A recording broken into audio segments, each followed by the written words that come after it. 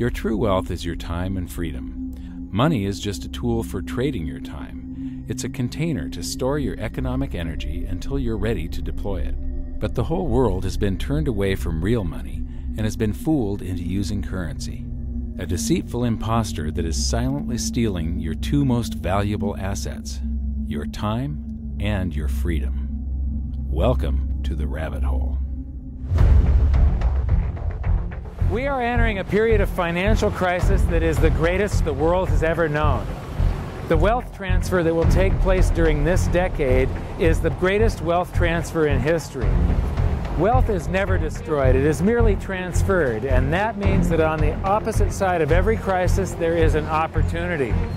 The great news is that all you have to do to turn this crisis into your great opportunity is to educate yourself. I believe that the best investment that you can make in your lifetime is your own education. Education on the history of money, education on finance, education on how the global economy works, education on how all of these guys, the central bankers, the stock market, how they can cheat you, how they can scam you. If you learn what is going on and how the financial world works, you can put yourself on the correct side of this wealth transfer. Winston Churchill once said that the further you look into the past, the further that you can see into the future. This program is all about creating your own crystal ball, being able to gaze into the future, being able to change this crisis, the greatest crisis in the history of mankind, into your great opportunity.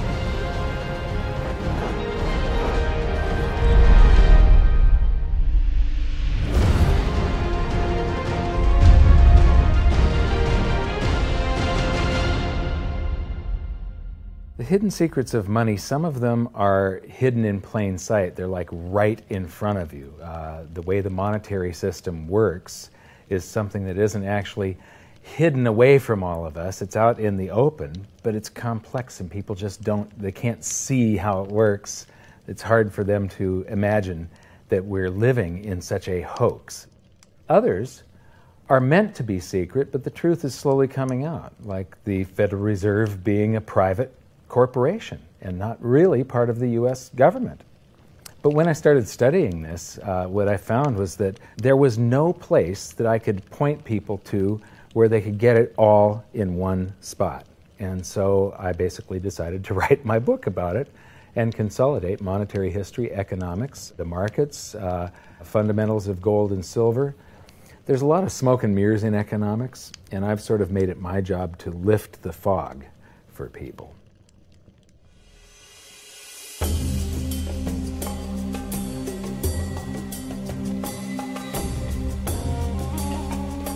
Welcome to Egypt. This is where it all began. Roughly 5,000 years ago, the Egyptians started using gold and silver as their predominant form of currency. But it was not yet money. The pieces of gold and silver that they were using were odd sizes and weights, odd purities, so it still was not interchangeable, where each unit is the same as the next. This meant that nothing really had a price yet. You couldn't put a price of so many coins on something because they didn't have coins yet. Trade was still difficult. It was still a guessing game when it came to the exchange of values.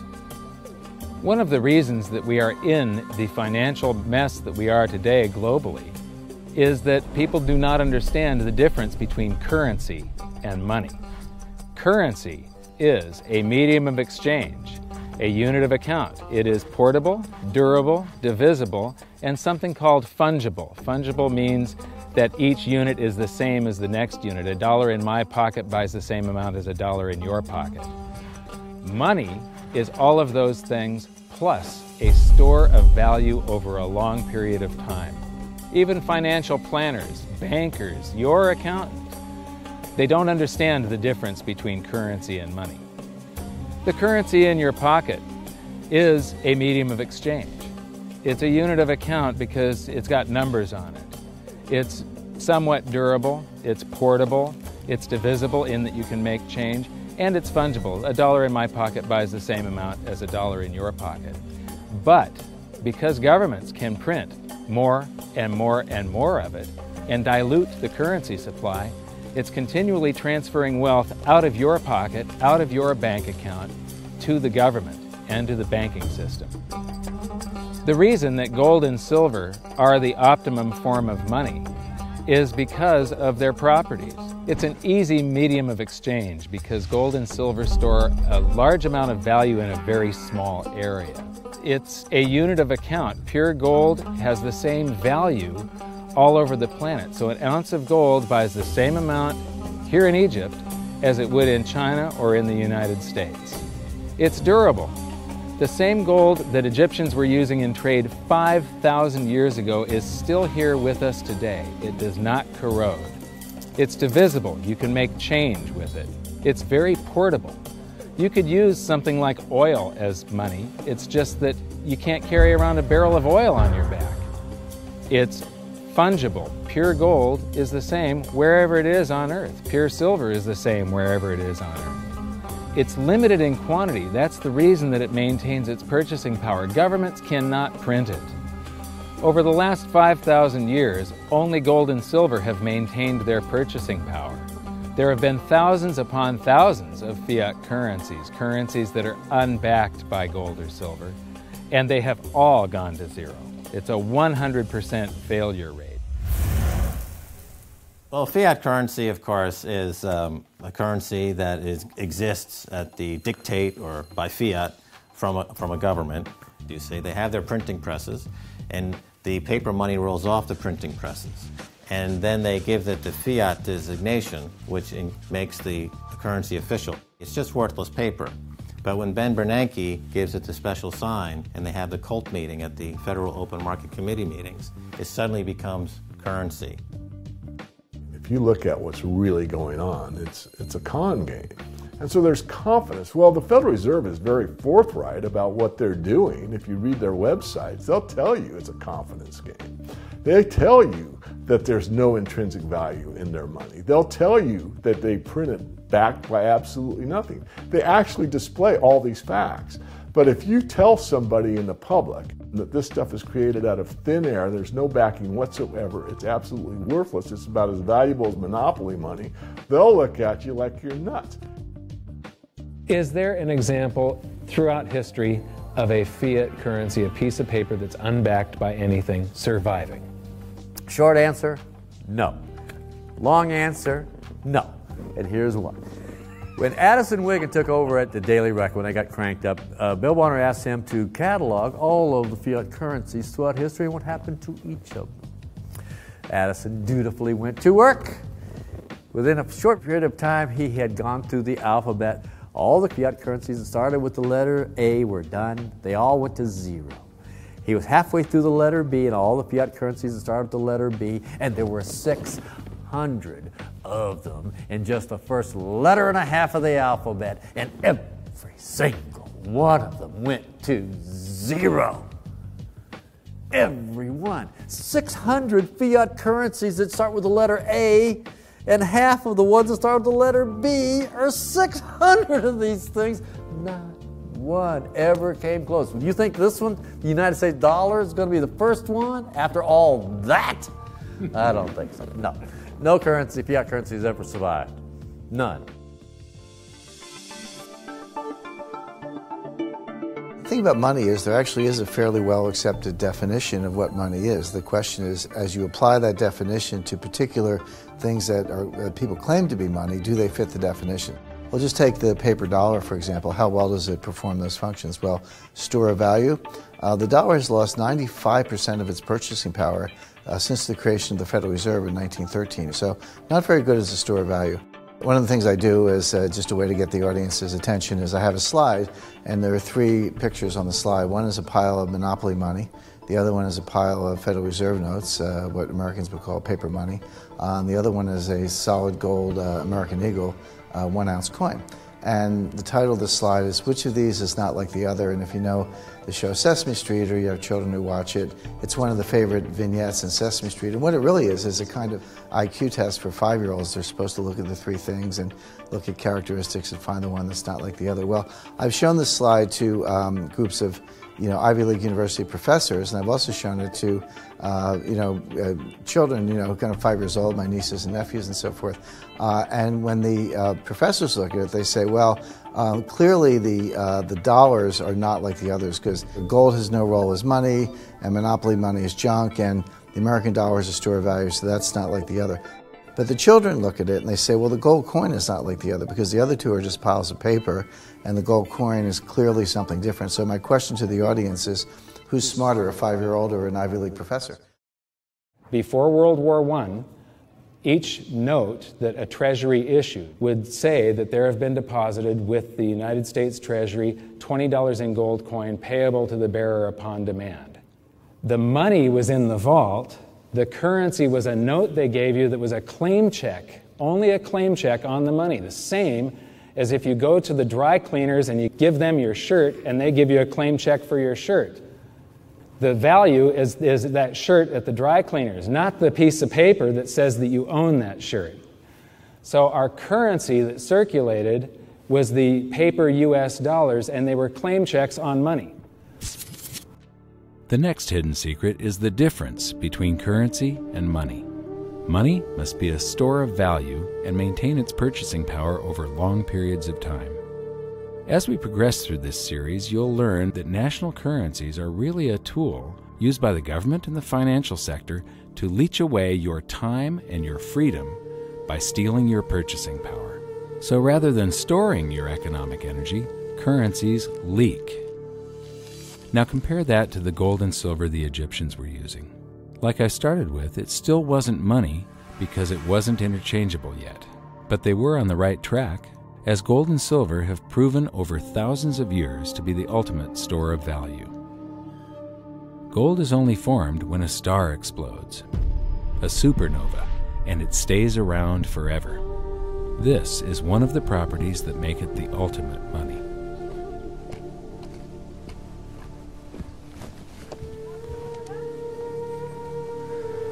People are amazed that after 5,000 years, the pyramids are still here.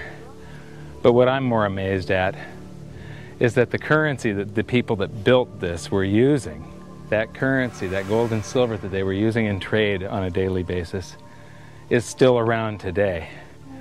It may have been melted down and re-refined, and it's in a coin or a bar or in some piece of jewelry, but it's still with us today, and it still purchases something. Yes, it is the ultimate money because there is nothing else even in the same league. It's divisible, it's permanent, it's a store of value, it's a unit of account. It's got everything you want out of money, but it doesn't go away, and it can't be increased. That is what makes gold the most beautiful money of all. What more could you ask out of a money? It keeps governments under control. You can maintain a solvent system. Governments don't like gold at present because they're getting away with the fiat currencies, and they'll do everything they can to discredit it as an asset class. I mean, my goodness, gold has outperformed the Dow Jones Industrial Average in each of the last 7 years, yet it's not considered a legitimate asset class. Why? Again, it's the fear that maybe gold will be imposed on the system, that it will constrain government ability to spend beyond its means. They can't print it. They can't print it, no. The proper definition of inflation, I use Milton Friedman's definition. Inflation is an expansion of the currency supply. Deflation is a contraction of the currency supply. If you expand the currency supply, eventually prices will rise. And if you contract the currency supply, eventually prices will fall. This is a pool, but it's not a pool of water. This is the currency pool. And these are prices. And if you expand the currency supply, prices like a sponge in water have to rise to suck up the excess currency. Governments never stop printing more currency and adding currency to circulation. Therefore, prices keep on going up, not because the stuff that you're trying to buy is changing. The real estate doesn't change. What has changed is the currency purchases less and less. It's the currency going down, not prices going up. The truth is, what we have that makes our world work right now is a big story. None of it's real. It's all just promises. And if you think about it, that's how currency began to work in the beginning. You know, before we had currency, we had barter. I'll give you 3 coconuts and you give me 4 fish, because that's kind of a fair exchange on coconuts to fish. But that got complicated, so we had to invent this thing called money to be a divisible, portable medium of exchange. And the challenge is that we lost that a long time ago when we lost having things of value be our currency. And now we have this thing called numbers and accounts. But trust me, it is not real. It's a big made-up story. One of the biggest make-believe stories ever is called quantitative easing, which sounds complex, but it's really just a smoke and mirrors term for currency creation. QE started with the banking bailouts back in 2009. This currency was created out of thin air and then given to the banks, who paid themselves record bonuses in reward for crashing the world economy. This is a global phenomenon, but all you have to remember for now is that whether it's QE bailouts or stimulus programs, these are all just voodoo, hocus-pocus terms for increased currency creation. I believe gold and silver will reassert themselves as money. And when they do, there just isn't enough. And their purchasing power is going to go up many, many, many times. Egypt is an amazing place. There's a franticness about it, and utter chaos, especially like the traffic. But when it comes to like all of the merchants that are trying to get every last dime out of you, you get fleeced to the point where you come back with an empty wallet. But you know what? They're amateurs compared to Wall Street. In the past several years, I've spoken in many countries about the crisis that's coming, and a lot of people think that they're going to be okay in their country, that it's only going to happen to the United States or maybe the United States in Europe. But what they don't realize is that this is a global phenomenon. I got to show you something here. This is base currency in the United States. This is the number of paper dollars that exist, basically. It took 200 years to go from no dollars in existence to 825 billion. And then we had the bailouts, and then we had QE1, quantitative easing 1, then QE2, and then we had QE3, and then QE4, and then soon we're going to have QE57 and QE382. And it isn't just here. This is what the Canadian currency supply looks like.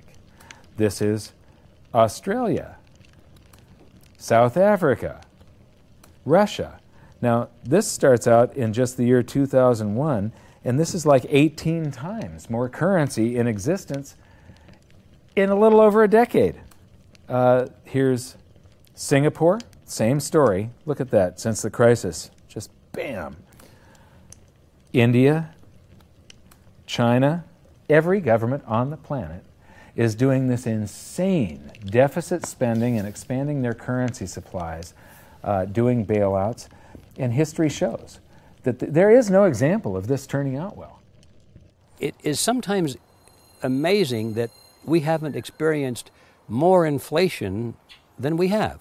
If they keep expanding the money supply so vastly, why aren't our prices growing faster than they really are? And the answer is that a good chunk of the money that the Fed created has been shipped overseas. I remember early in my research, I heard this expression that the Americans have exported their inflation. I thought, what is that? How can you export your inflation? Put it in a box and send it out? What do you do? Well, now I understand. You export your inflation by simply sending all these dollars that you created to these other countries, and then they send you their refrigerators and their cars and whatever, their TV sets. So you get hardware, and they get little pieces of paper. It's a great deal for the American people for a while. For a while. Sooner or later, all of those pigeons come home to roost. When the time comes, as it looks like it's now coming, when the rest of the world is saying, we don't want to play this game anymore, Uncle Sam's dollars are just becoming worthless, there are too many of them, we've got to find something else other than American dollars, then those dollars start to come back to America. People say, we don't want them anymore, what do we do with them? Once this revs up, and we've got this little trickle of money coming back that we previously exported, once it becomes a flood and it starts to rush back, now we are getting our former exported inflation brought back to us, and then we'll see the quantity of money inside the United States grow much more rapidly even than the Federal Reserve can create it, because we're getting a previous money back. And that's when we will really see the tanking of the U.S. dollar in terms of what it will buy. During the second round of quantitative easing, global food prices went up 60%. And this created a humanitarian disaster for the 2 billion people on Earth who live on less than $2 a day. These people were hungry to start with, they became hungrier, and some of them started overthrowing their governments in North Africa and around the Middle East. So quantitative easing was the spark that ignited the Arab Spring. So that's it. When you create money, you get some sort of inflation. It just depends on where the inflation goes. It's all going down, down, down. Peasants are reeling from a game of coins and crowns. Given the premise that you have a permanent underclass or poor class, and how does inflation affect them disproportionately? It affects them basically in the percentage of their income that goes to food. And we see this as a ratio, and we know that there are some danger points. For example, in Egypt recently, once that ratio got to 40% of income going to food and the price of food rising due to inflation, when it got to 40%, that's historically a point where people actually stage a revolution. That's exactly what we saw. The French Revolution, similarly, was all around the price of food getting to a certain critical point where people simply, the risk-reward for revolution was favorable toward revolution. When they print it up, then it all goes down. Well, exactly right, because when you have a runaway inflation, it's punishing the very people who are most productive in society. In other words, the people that produce more than they consume and save the difference. The problem is that those productive people, the savers, save in their national currency. And unfortunately, the national currency is just a fiat piece of paper at this point. So when it's destroyed through runaway inflation, that $100,000 that you were hoping to retire on doesn't exist. And the things that you were going to buy with it and provide for others don't exist either. Now what are you going to do? So that all seems pretty scary. However, this is going to happen, and you can only play the hand that you're dealt. But the great news is that gold and silver always end up doing an accounting of the expansion of the currency supplies. Basically, the will of the public and the free markets. When governments do this kind of stuff to their currency supply, they debase it. Eventually, it comes back in inflation. People sense the loss of their purchasing power. They rush back to gold and silver, and they bid the value of the gold and silver up in the country until it meets or exceeds the value of all the currency in circulation. This is a process that's been going on over and over again throughout history, except this time it's happening on a global scale. It has never before happened in all countries at once. And that means that this is the greatest wealth transfer in history. Therefore, it's the greatest opportunity in history, and it's not going to happen again in your lifetime. So now we've learned that your true wealth is your time and your freedom. Money is a trading tool that stores the economic energy that is your time and freedom, whereas currencies leak them away. Gold and silver are the ultimate money simply because of their properties. Fiat currencies are based solely on confidence and always return to their intrinsic value of zero. Governments don't like gold because it imposes restraint. Rising prices are a symptom of an expanding currency supply, and gold and silver always account for an expanding currency supply. So that's it for this episode. Join me next time as we begin to investigate how monetary history just repeats and repeats, and how gold and silver always win the battle between currency and money. Until then, my challenge to you is to stop calling currency money. It's a crucial first step towards setting your mind free of all this economic voodoo and changing your context. You can learn more by watching the bonus features on our website, and if you have any questions, you can post them there, and we'll answer some of your questions in future bonus features. So good luck, thanks for watching, and we'll see you next time.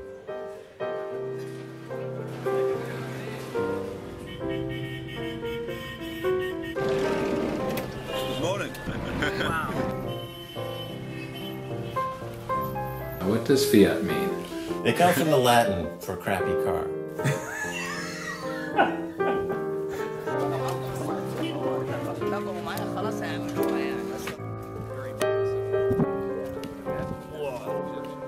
In the desert in a suit.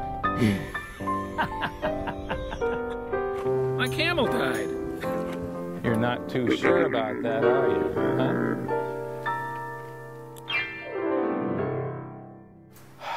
I am ready for a good long nap. Hi, welcome to this bonus feature for the very first episode of Hidden Secrets of Money. And this is currency versus money. So that's the major topic that